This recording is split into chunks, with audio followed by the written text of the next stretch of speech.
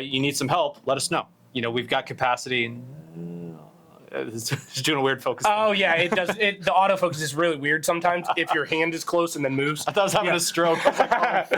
Oh. Do you smell burnt toast? Yeah. Why does it smell like Febreze?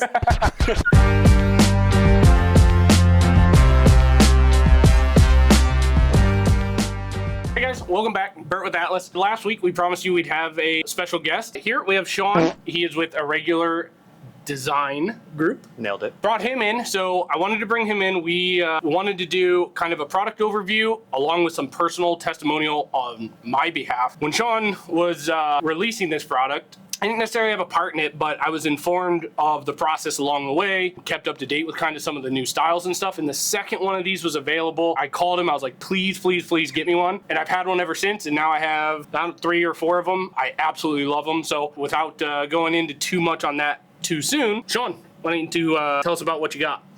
Sure. So we've been hitting the market since about July, April timeframe is when we came out with the Genesis edition, which is what you snagged. I think, would you get serial number 7? It's 7, yeah. Yeah, buddy. Where we started with is not trying to do what everyone else is doing with silencers and just come up with another design, right? There's a specific gap in the market, and that was having a low back pressure suppressor that actually was a decent suppressor. Yeah. Right? Yeah, without being that flow through where it's still really, really loud. You're cutting gas, but Yeah. it's still super loud. Yeah, and I'll give it to Hux. Like, their goal was to create that, and they created it really well, and they did it way ahead of everyone's time. So they kind of laid the foundation for a lot of people to come in, be able to tune back some of those parameters on like how much suppression can you get with having really low pressure back to the face. And so when we started designing the Hesychia, I just call it the Hesi. For anyone else out there, if you can't pronounce Same. it, just call it the Hesi. We were thinking that we needed to do what a lot of other low back pressure suppressors did, which was vent all the gas around these annular ports. And you'll see that with a lot of them. It works. It brings a lot of pressure down. However, you still saturate the front of that suppressor with a ton of pressure because all that volume of gas is exiting relatively at the same time. So it creates a shock front, that crack. So for about 40 of our 60-something prototypes that we did to get to this point. By the way, kind of being around during all that prototype phase, it's insane to see how many different styles from like just the smallest changes to a complete reiteration that these things went through. I would tell them all the time, like, dude, that doesn't even look the same as what you showed me the last time. Like every week it was something completely different. So they did, to give credit because I did see it, these things went through everything and anything that you couldn't imagine as far as design, how they work, how they attach. Like, it was pretty cool to see. Yeah, you just don't fall in love with your designs. If you're out there and you want to design a product and you're trying to figure out like what's perfect, well, like don't let perfect be the enemy of good enough. And when you design, don't fall in love with whatever you have. Like, you have to be willing to set it all on fire and then start from scratch. Well, when we were designing the 1102, that was your biggest thing is you're like, dude, start over. Yeah. Save it, but just start over. Forget about it and come back to it if you need. And that was a huge help for us. So I didn't mean to cut you off, but I did want to say, like, I watched these things go from A to Z, and it was intense. Yeah, around prototype 40, we were just like, we tried every lever we could pull to try and get the sound down, but we had the flow was nailed. Flow is easy. Just make bigger holes, right? And then we were like, can we swear on this channel? Yeah. We said, well, we welded a washer to the front. Our friends at Nevesky, they welded a washer to the end of our suppressor to block all of our annular ports. We just said, let's just see what happens if we just completely seal it off. And it sounded quiet as fuck. And not to mention, it was still incredibly low back pressure. Really? We didn't understand what was going on. And then so when we went back in, we're like, okay, where is low back pressure actually being achieved? And it's not at the end of the suppressor. It's actually at the beginning, which is why we spent a lot of time designing our muzzle device to not look like a normal muzzle device. I mean, what we started off with was this guy right here. That's our hybrid flash hider. Which is the same one I think I have. Yep. Can I jump in on that real quick? Tear up. So if you look at that flash hider, it looks completely different from any other flash hider I've ever seen, period. I asked him, I'm like, does it really work? Because it looks nothing like a flash hider. It doesn't look like a muzzle brake. It doesn't look like anything like that you've ever seen. And so when I was asking him about it, he was like, dude, just try it out, I promise. And I was like, okay. So I took the can off and ran just that. And I was like, what in the heck? It literally works as a flash hider and a muzzle brake in one. I don't care what anybody says. He might not claim it. That's fine. But I have brakes. I have flash hiders. I have cans. I have everything. And this thing works like both of them. It's pretty wild. So Yeah. this is a personal testimonial thing for me because I swear by these things. I think they are the best can setup, especially for like all the different rifle sizes I have. So, or pistol sizes, you know? Yep. So anyway, I just wanted to jump in and like, I was actually blown away when you look at this thing, you're like, no way, dude, it just looks like there, you know? Yeah. Like it's kind of different than everything you've seen. It's like an art project. Yeah, yeah, really. So go ahead. Yeah, I'm Yeah, sorry. I mean that was had its own several series of down selects. Actually, I'll maintain that designing a good flash hider to get rid of flash is way harder than making a good silencer. Really? Oh god, yeah. I mean, this is a flow enhance. Like this thing. Son of a. Yeah, it's way easier to design a silencer than a good flash hider, just because you have very little amount of material to create a pretty balanced ratio of fuel to air, not hitting a point where they flash. Yeah. There's this ratio where it's like the fuel air mix ratio. There's the actual word for it. I don't even know how to pronounce it. Like stoichiometric, whatever. It's the ratio of when fuel, heat, and oxygen. Yeah. You get that secondary bright flash, right? Yep. So to get the gas to exit and not ever sweep past that ratio is pretty difficult. The easiest way is just make them bigger. Like the B.E. Myers 249F, like Yep. that is a fantastic flash hider, but it's huge. So if you want to run that within a suppressor, you're giving up a ton of suppressing geometry. Yeah, because your blast chamber has to Yeah. be big enough to accommodate that. Right. Yeah, which means you're going to extend the suppressor one way or the other. Exactly. Yeah. Or you just have less baffle, so you just get a less suppression. Yeah, exactly. Yeah. So for our philosophy, when we started, it was like, let's hyper focus on getting the gas where I want it to go within the suppressor. That's why we have that whole radial distribution of all these diamonds in a right-hand twist, because we knew the gas was rotating at that ratio, and we wanted to maximize it hitting those little the little crotches of the V's or whatever you call it, Yeah. the diamonds. And then we wanted to have first untimed. We didn't want to do any timing. Yeah, thank you, by the way.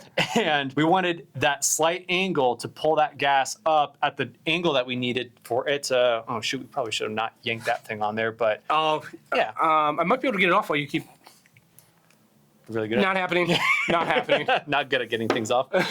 So we wanted it to go exactly where our annular intake was. All Okay. this was designed to get the gas where I wanted it within the annular region. The thing is that we also wanted to create enough surface area to where it serves as like a muzzle brake. So the sum total of all those little vertices, those all create like a baffle. Okay. So when the gas is expanding radially, because of all those tiny little features, like a compensator, where they're usually just drilled holes. Yep. But we were able to get so much more aggressive because we're not drilling holes, we're printing. So I was like a very aggressive compensator. Well, and that brings into what are the cans, how are they made, and what are the benefits of that compared to something like my Yankee Hill or my RC3 or Right. RC2, which are all great suppressors in their own right. great You know, suppressors. I mean, I have a bunch. So I have my Turbo K that I love. yeah, probably the best suppressor for like $500 and under, in my opinion. But yeah, what makes this different as far as how it's done, Yeah. everything like that? So that it's good because you kept me from rambling about the first, couple inches mattering more than the last. Yeah. Right. So where we found is that if you can get the gas out of the expansion chamber as fast as possible, that's where the back pressure is actually regulated. It's not the very end of the can. Really? It's at the beginning. And so what makes our product unique and interesting is because we looked at the problem from the muzzle device as the start, like the first part of the suppressor, and then this was optimized around the muzzle device. That's Okay. where we did it. So instead of trying to have a muzzle device that works good without a suppressor, we realized if any benefits of unsuppressed shooting show up, we're going to call that a happy little accident, like Sure. on Earth, right? Okay. Yep. But if we focus and say, if you want the absolute best performances of your entire weapon system, it comes as a system. It shouldn't be a Build-A-Bear workshop. And that's what a lot of people don't realize. Like, even with the Yankee Hill, when I go from my, doesn't matter whether it's my pistol or my long gun, if you go from the flash hider to the brake and you put the can on, there's a noticeable difference. Yes. The sound, the feeling, The gas. everything about it is different just because of the muzzle device. Yeah. Which now, I don't know if it's right or wrong, I prefer my flash hider inside of my can. Interesting. Yeah. Yeah. But I used to run a lot in like two gun, and Yep. when they were introducing PCSL before it was actually Yeah. a division, that's what I was running was the flash hider. Yeah, and it makes sense because when we typically think of the muzzle brake being the better feature within a suppressor to be able to increase the longevity of your blast baffle, that extra turbulence that's hitting the side walls of the expansion chamber, it's creating so much pressure that it's actually deciding of only two options to go, either out the bore or back down the barrel. Yeah. So if you don't evacuate the gas out of that chamber, then that brake actually adds a little bit more gassiness that we've found with typical suppressors that don't use annular regions to vent the expansion chamber even further. Okay. So flash hiders work better on hybrid suppressors. Oh, really? Yeah. Okay. Any suppressor that uses an annular, the flash hider is encouraging the gas to go more forward, which evacuates that chamber faster. Whereas a muzzle brake is it might Just pushing it Yes. unidirectionally. Exactly. Yeah. It's just in it, and it's just hammering the inside of that blast chamber,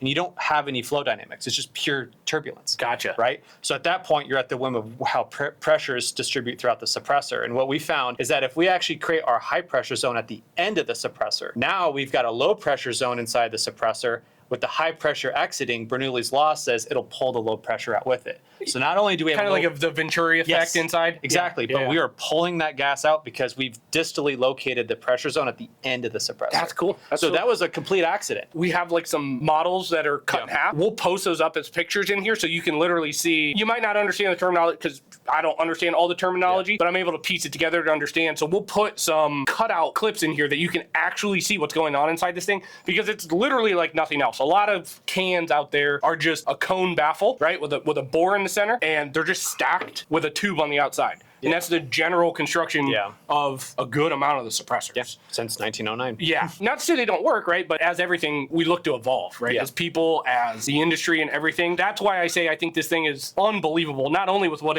they were able to do inside, but with actually suppressing and shootability when it's on a gun. Because there is a huge difference of that. It's so much more pleasant to shoot than, and even like flow through cans, in my opinion, these things are so much more pleasurable to shoot. Yeah. In my opinion, you know, you already know. I would have told you if it was, if it was shit or if I hated it. I would have kept iterating. Yeah, like, and not that my opinion matters more than anything else, but I would have told him if I hated it. So anyway, these things, they're 3D printed in Inconel, right? Inconel, yeah. So let's go through the stats real quick. Yeah. The overall length is 5.72 inches, and that's including the extensions for our adhesion bow system. So the actual suppressor itself is about 5.5 inches. That's pretty freaking short for a 5.56 can. Yeah. And the front face relative to the end of the muzzle device is only 3.625 inches out front. So it's only adding 3 and some change. Dude, Yeah, we were able to fit 8 baffles. They're baffles, but everyone is designed unique and different. Sure. Yeah. So that's to be able to break up residences, but we were able to fit 8 within that 1.5-inch region down here.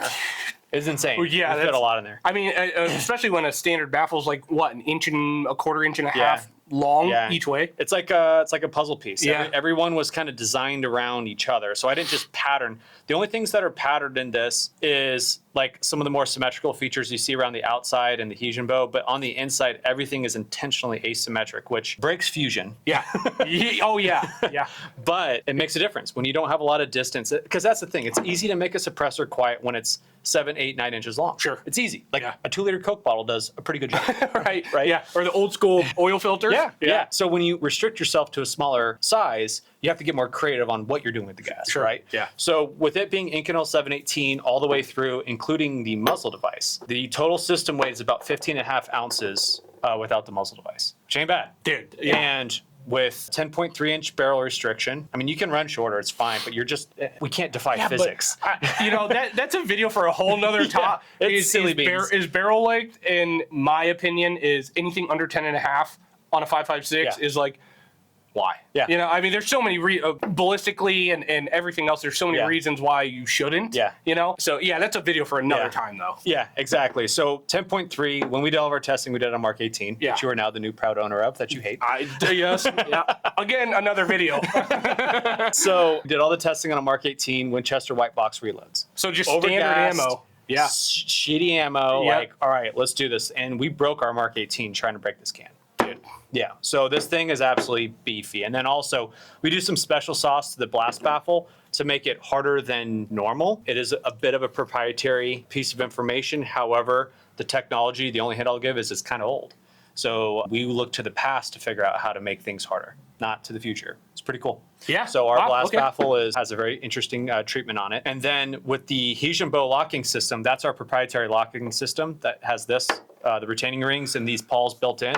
It only adds 1/2 ounce to the actual suppressor. So it's the lightest active locking system on the market. Yeah, and so good thing you brought that up is when you first showed me that adhesion bow system, right? At the time, I don't know if you had the name for it because we were kind of, how I remember you describing to me were like paws, right? Paws that are grabbing this knurled surface, right? Yeah. And I was like, man, I I don't know. Like, there's so many other systems out there that like have been proven, but after taking this thing on and off 7 million times to show customers at the range, letting everybody shoot it, like, I mean, this is literally my everyday gun, my everyday can, and it is still the same amount of retention as it was day one.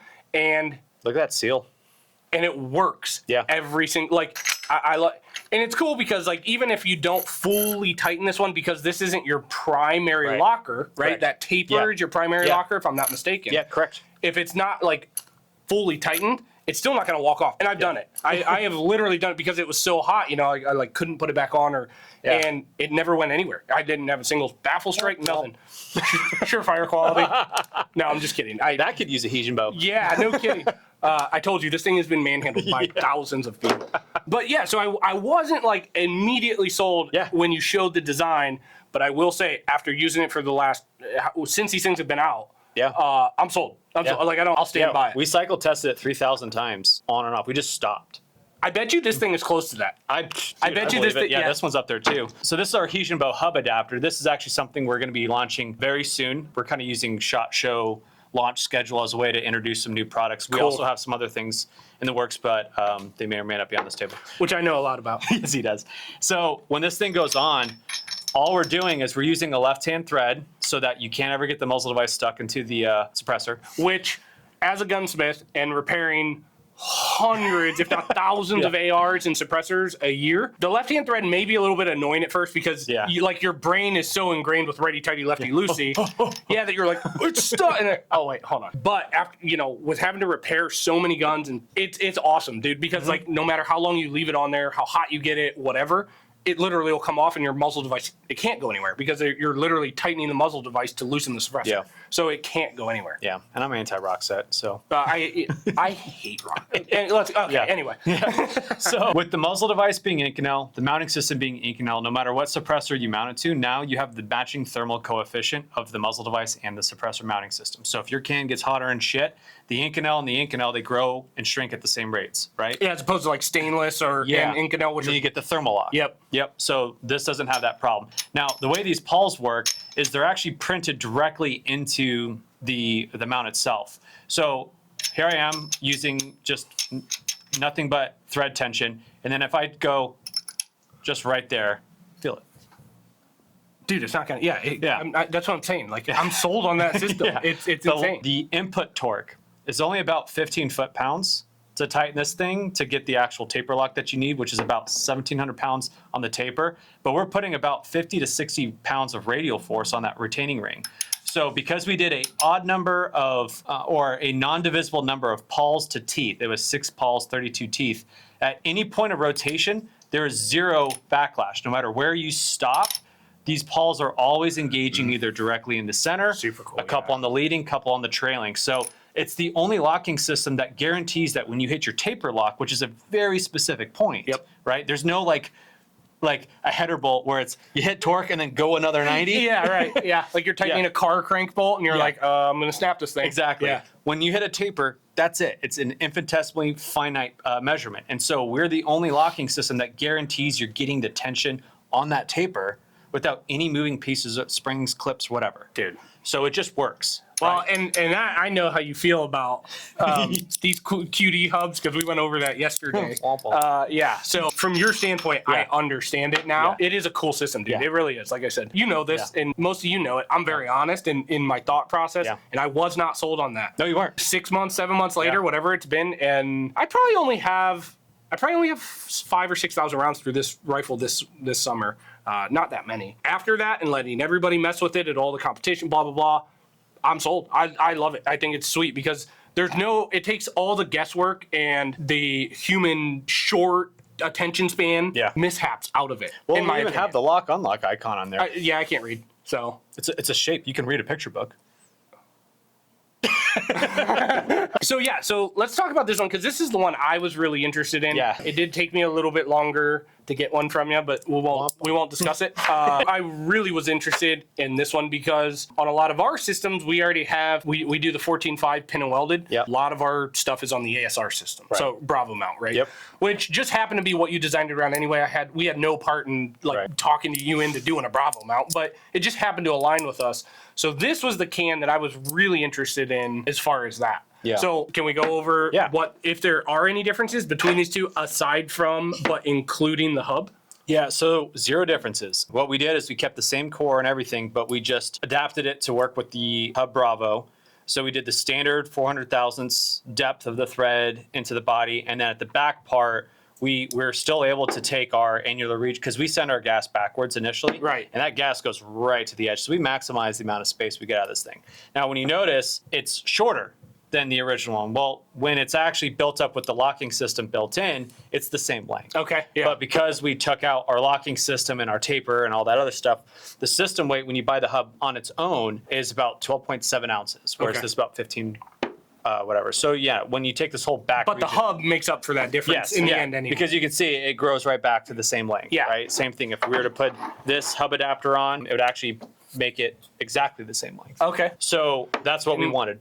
And that's what, now this part I won't be able to show on YouTube, but if you go over to our Patreon, you'll be able to see a lot of this stuff that we're going to have to edit out because of YouTube guidelines. Over on our Patreon, we'll show you, you'll be able to see all of this and more. So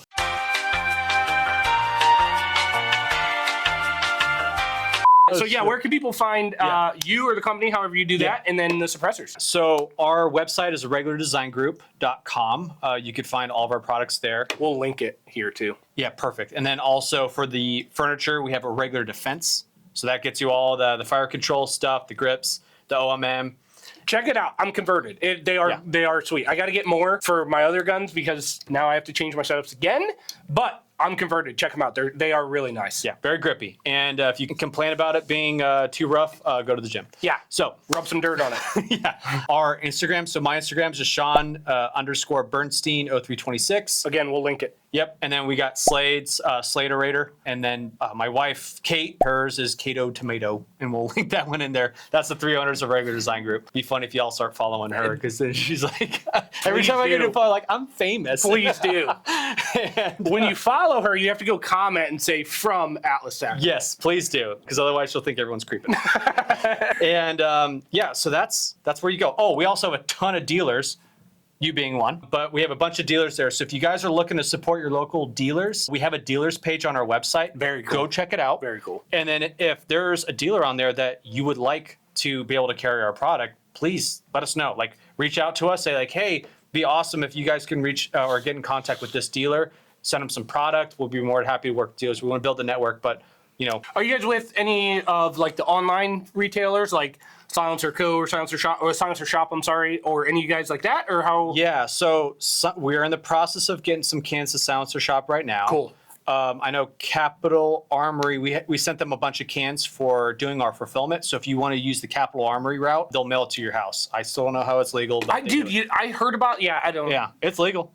Dude, cool. Yeah, I it's mean, awesome. Good for them. Yeah, if you want a can mailed to your house, go to our website and then select the fulfilled by Capital Armory. They'll take care of it. That's cute. That's sweet. That's awesome. Yeah. So that's as far as the big ones go. Then we also have, a lot of dealers all over the U.S. We've been building a really good network, and we do a really good job, I believe, in our customer service because we've definitely had some escapements go out. Like I take full responsibility for anything that goes out that's wrong. But I think anyone who's had something bad from us, you kill them with the best customer service you possibly can. Name of the game. That's what you got to do. Name of the game. So Kate, Slade, and I, we do a really good job of making sure you're taken care of. I know some people who are probably watching this has already had an RMA. Brian Ostos, thanks, brother. I appreciate you. Check out War Tribe. He makes a fantastic rifle, but we'll link that too. I've screwed him over by sending him 2 bad cans. Oh, Brian, I promise you, they're awesome cans. Luck of the draw, buddy. I've been there, but they are awesome cans. Deal with it. They're great. The second one, I don't think it was our fault. A piece of It was your fault. It was a delaminated jacket got stuck into the annular. Yeah. So use better ammo. Yeah, but we took it back anyway. Dude, Hey, kill. Yeah, we're still that's replacing. awesome. So yeah, we That's do our super best cool. to take care of everyone. But yeah, that's where you find us. That's who we be. That's what we do. Dude, so cool. Yeah. Thank you. Seriously, I do appreciate, doing this, letting us get this out there. Yeah. Not only for you, but for us, right? Like helps. it's awesome. I've been really excited to do this, so I'm Yeah. glad it worked out Yeah. as easy as it did. But Yeah. guys, per usual, thank you. Please thank Sean. Please go follow him. Follow Slade, Kate, Chris. They're great people, great company. I'm really excited to see what comes out next, especially the 300 Blackout can. I'm really excited for what comes next and to work with them, on multiple different facets. So yeah, that's that. Per usual, thank you guys. It means a lot, especially if you stayed to the end of this one. If you want to see the full one, it's going to be over on Patreon. There's a free and a $5 one. Nobody else is doing a free Patreon. We've looked. Whoa. Nobody else is doing a free Patreon. I didn't know you were doing a free Patreon. Yeah. Please go sign up. It means the world to us. If you want to do the $5, it gets you sales, merch packs, all kinds of giveaway, everything. I promise we're growing that as well. Outside of that, thank you to Sean and Irregular yet again, and we will see you guys on the next one. Thank you.